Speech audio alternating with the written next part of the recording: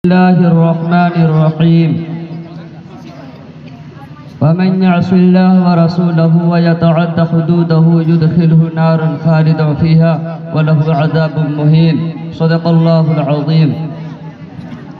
My respected teachers, brothers and my friends, I am going to say something about reforming the society. Society owes its own existence from us.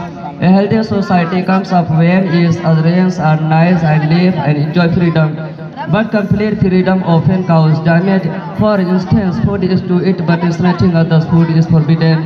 One may enjoy on wife, not of others. Islamic Sharia fixed limits of everything.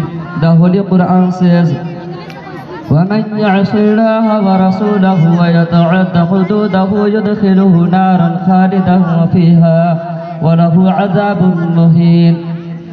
Those are limits set by Allah. Those who obey Allah and His Messenger will be admitted to gardens with rivers flowing beneath it, to abide therein forever, and that will be the supreme achievement. But those who disobey Allah and His Messengers and transgress His limits will be admitted to the fire, and they shall have humiliating punishment.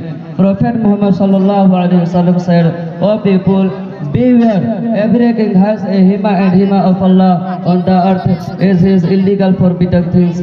Beware, there is a piece of flesh in the body.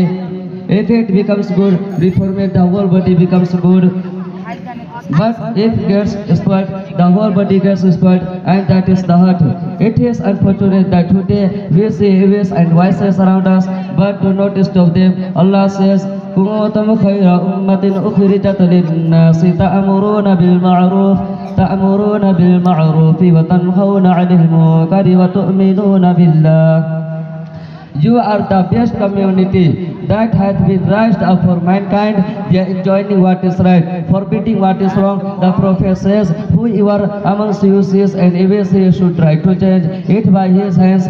It is using force, and if he cannot do that, he should use his tongue to condemn it. And if he has not that much courage, at least he should realize in his heart that it is bad, and this is the lowest stage of human Muslim."